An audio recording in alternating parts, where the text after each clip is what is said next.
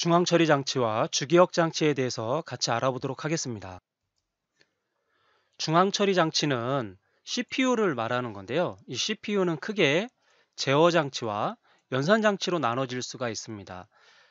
말 그대로 제어하는 역할과 연산하는 역할을 한다는 얘기죠. 자, 그 중에서도 제어 장치의 종류가 있고요. 연산 장치의 종류가 있는데 이것을 구분할 줄을 알아야 돼요. 그래서 제어 장치와 연산 장치를 구분을 하려면 제어 장치는 좀 내용이 많죠. 프로그램 카운터부터 해서 여러 개가 있고 연산 장치는 3개밖에 없어요. 그래서 연산 장치 3개를 확실하게 알아두면 나머지는 전부 다 뭐예요? 제어 장치라는 걸 알 수가 있겠죠. 그래서 말 그대로 연산 장치는 사칙 연산을 하기 위한 이러한 연산에 관련된 부분이니까 연산이라는 말이 꼭 들어가요. 그래서 보면 여기 연산, 연산 이러한 연산이라는 말이 들어가기 때문에 얘는 연산장치구나 라고 하는 걸 꼭 기억하시면 되겠습니다. 이해되셨죠? 그래서 연산하기 위해서 데이터 레지스터나 상태 레지스터 그리고 루산기에 관련된 거 기억하시면 되는데 그러면 각각의 제어장치들 중에서도 또는 연관장치 중에서 꼭 알아야 될 것들이 있어요. 그게 뭔지 같이 한번 알아보도록 하겠습니다. 먼저 프로그램 카운터를 먼저 보죠. 프로그램 카운터를 다른 말로는 PC 또는 명령 계수기라고 하는데요. 이것은 다음에 수행해야 할 명령을 기억하는 레지스터예요. 특히 중요한 말은 다음에 수행해야 될 명령을 기억하는 레지스터다라고 하는 거 꼭 기억해 두셔야 되고요. 그리고 명령 레지스터가 있습니다. 인스트럭션 레지스터인데요. 이것은 현재 수행하고 있는, 현재라는 말이 굉장히 중요합니다. 현재 수행하고 있는 명령어를 기억하는 레지스터. 다음에 수행하는 건 프로그램 카운터고 명령 레지스터는 현재 수행하고 있는 명령어를 기억하는 레지스터다라고 하는 거 기억하시면 되겠고요. 그리고 누산기는 사칙 연산인데 연산의 결과를 일시적으로 저장하는 레지스터예요. 중요한 말은 연산의 결과를 기억하는 레지스터는 누산기, 어큐뮬레이터다라고 하는 거 기억해 두시면 되겠습니다. 시험에서는 이런 것들이 종종 나왔었는데요.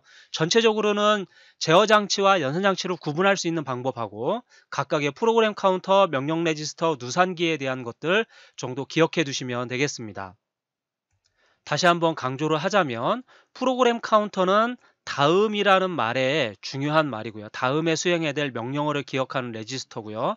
명령 레지스터는 현재 수행하고 있는 명령을 기억하는 레지스터 하고 누산기는 연산의 결과를 기억하는 레지스터다라고 하는 거 꼭 기억해 두셔야 됩니다. 특히 결과를 기억한다라고 하는 거 요거 정말 중요하니까요. 잘 알아두시기 바랍니다. 중앙처리 장치의 성능 단위에 대해서 같이 한번 알아보죠. 헤르츠라고 하는 것이 있습니다. 클럭 속도를 의미하는 건데요. CPU가 초당 반복 운동이 일어나는 횟수죠. 그래서 우리가 CPU의 성능을 나타낼 때는 몇 기가헤르츠 뭐 이런 식으로 나타나게 됩니다. 이때 헤르츠는 뭐냐면 1초 동안에 한 번의 주기가 일어난 걸 말하는 거죠. 그러니까 1초 동안에 발생된 주파수를 의미하는 겁니다. 그 다음에 1kHz는 그럼 얼마예요? 1초 동안에 1000번의 헤르츠가 발생됐다는 얘기죠. 주파수가 발생됐다는 얘기죠. 그래서 여기는 클럭 속도인 헤르츠라고 하는 걸 기억해 두시면 되겠고요. MIPS는 뭘 말하는 거냐면 밀리언 인스트럭션 퍼 세컨드라는 얘기죠. 밀리언 인스트럭션 100만 개의 명령어를 per 세컨드 초당 처리할 수 있는 능력을 말하는 거죠. 그래서 MIPS는 처리 능력을 나타내는 단위이다라는 거 알아두시면 되겠고요. 플롭스라고 하는 것은 뭐냐면 얘는 부동소수점 연산의 횟수를 의미하는 거예요. 그래서 굉장히 중요한 지표이기도 하죠. 그래서 MIPS나 플롭스 이런 용어들 같이 알아두시면 되고요. 하나 더 알아두자면 FSB라고 하는 것이 있습니다. FSB. 이 FSB라고 하는 것은 뭐냐면 프론트 사이드 버스라고 해서 이것을 시스템 버스라고 합니다. 시스템 버스.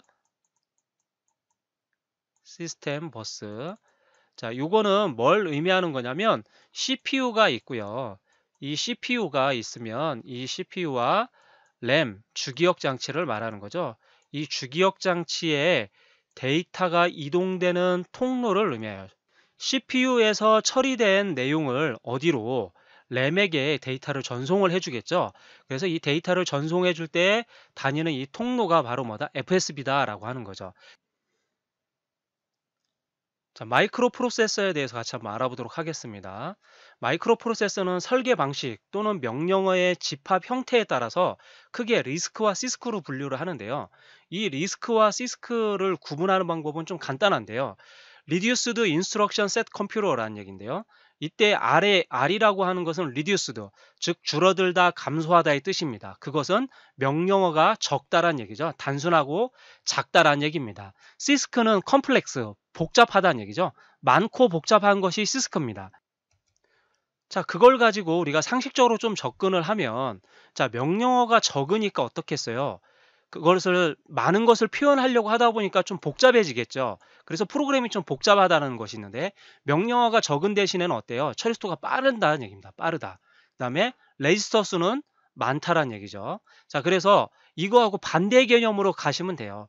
리듀스드는 적은데 시스크는 많은 거고, 프로그램이 얘는 복잡하니까 시스크는 간단한 거죠.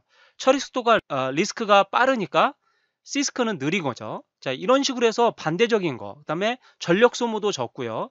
고성능 워크스테이션에서 주로 많이 쓰이는 거고, 우리가 쓰이는 개인용 PC가 예전에는 시스크 방식이었는데 지금은 시스크 리스크라고 하는 방식이 따로 딱 구분되기가 어렵고요. 이 두 가지를 섞여 있는 그런 방식이라고 이해하시면 되겠습니다. 그래서 저가이고 고가이다라고 하는 거 같이 기억해 두시면 되겠습니다. 주기억 장치. 주기억 장치는 크게 롬과 램으로 나눠지는데요. 먼저 롬에 대해서 한번 같이 알아보도록 하겠습니다. 롬은 전원이 중단되어도 그 메모리가 날아가지 않죠. 비휘발성 메모리이기 때문에 날아가지 않는다는 얘기입니다. 얘는 오직 읽기만 할 수 있는 장치란 얘기죠. 그래서 쓰기는 불가능하다라고 되어 있는데 완벽하게 불가능한 건 아니고요. 롬의 종류에 따라서. 근데 일반적으로 롬이라는 말은 리드 온리 메모리, 오직 읽기만 하는 장치란 얘기예요. 그래서 성질 자체는 읽기만 할 수 있는 거다라는 걸 기억해 두시면 되겠습니다. 먼저 롬의 종류를 보면 마스크롬 같은 경우는 얘는 수정을 할 수가 없다는 얘기예요. 그러니까 변경이 불가능한 거죠. 한번 기억시켜 놓으면 변경이 불가능한 게 마스크롬이고요. P롬은 한 번만 기록할 수 있다. 한 번이라는 거 기억해 두시면 되고요. 이 P롬은 자외선을 이용해서, 그래서 UV죠, UV. 자외선을 이용해서 여러 번 수정할 수 있는 거고요. EEPROM은 일렉트로닉 이레이저블 프로그래머블 롬이란 얘기입니다. 그래서 이것은 뭐냐면 일렉트로닉, 전기적으로 데이터를 지우고 쓸 수 있는, 지금 현재 우리가 쓰고 있는 롬들이 전부 다 EEPROM 방식입니다. 그래서 이러한 형태의 롬의 종류 4가지 중에서 수정할 수 없는 건 마스크롬, 한 번 수정하는 건 P롬, 자외선을 이용하는 건 EPROM, 전기적으로 이용하는 것은 EEPROM이다 라고 기억해 두시면 되겠습니다.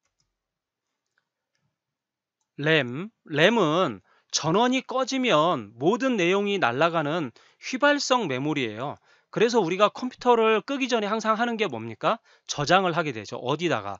보조기억 장치인 하드디스크에다가 저장을 하는 거죠. 왜냐하면 전원을 끄게 되면 날아가기 때문에 그렇죠. 새도 아닌데 날아간다고 하는 것은 휘발성이기 때문에 그렇습니다. 그래서 전원이 차단되면 모든 기억이 다 휘발되기 때문에, 그래서 그런 부분들을 저장을 시키는 겁니다.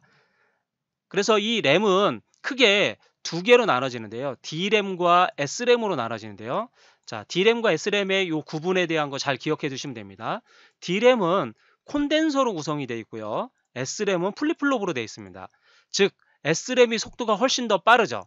그래서 재충전을 D램은 반드시 해야 돼요. 우리가 쓰고 있는 메모리, 컴퓨터의 메모리 있죠. 이 메모리는 전부 다 D램 방식입니다. 그 다음에 S램은 캐시 메모리로 주로 써요. 캐시 메모리.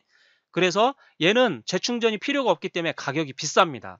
그래서 전력 소모도 많고 속도는 빠르지만, 그 다음에 복잡하지만, 이러한 기능을 가지고 있는 것이 S램이에요. S램은 뭘로 쓰인다? 캐시 메모리라는 거 꼭 기억해 두시면 되고요. 그 다음에 D램은 전력 소모도 적고, 그 다음에 집적도도 높고 간단하기 때문에 대량 생산이 가능하죠. 그래서 이것이 약간 느리다는 단점이 있지만, 그래서 이 D램이 저렴하기 때문에, 가격이 싸고 저렴하기 때문에 D램을 우리가 많이 쓰는 겁니다. S램은 그래서 움직일 수 없게 어디에다 CPU 안에 집어넣은 캐시 메모리가 되는 거고요. D램은 동적으로 우리가 그래서 모질라면 더 장착하기도 하고 또 필요 없으면 빼내기도 하고, 이런 것들이 가능한 게 바로 D램이라고 생각하시면 되겠습니다. 이해되셨죠? 그래서 D램과 S램에서 가장 중요한 말은, S램은 캐시 메모리를 쓰인다라는 말이 제일 중요하고요. 그리고 캐시 메모리는 어때요? 속도가 빠르다라고 하는 거 기억해 두시면 되겠습니다. 그리고 또 하나, S램은 재충전이 필요가 없다라는 거 꼭 기억해 두셔야 돼요. 그리고 D램은 이것의 반대다라고 생각하시면 되겠습니다. 이해되셨죠? 반드시 알아둬야 될 내용입니다. 자, 그러면 기타 기억 장치에 대해서 알아볼까요? 캐시 메모리가 있는데요. 앞에서 금방 우리가 캐시 메모리를 얘기했는데 캐시 메모리가 뭐냐? 바로 중앙 처리 장치 CPU와 주기억 장치 사이에, CPU는 속도가 빠르죠. 주기억 장치는 CPU에 비해 속도가 느립니다. 물론 주기억 장치는 다른 장치에 비해서는 빠르죠. 그렇지만 CPU보다는 느리다라는 얘기예요. 얘는 빠르고 얘는 느리다 보니까 어떻게 해요? 이 두 장치의 속도를 완충해주기 위한 것이 있어야겠죠. 그게 바로 뭐냐? 캐시 메모리라는 얘기예요. 중앙처리 장치 CPU와 주기억 장치 사이에 있으면서 속도 차이를 해결하기 위한 메모리가 바로 뭐다? 캐시 메모리다라는 걸 알아두시면 되고요.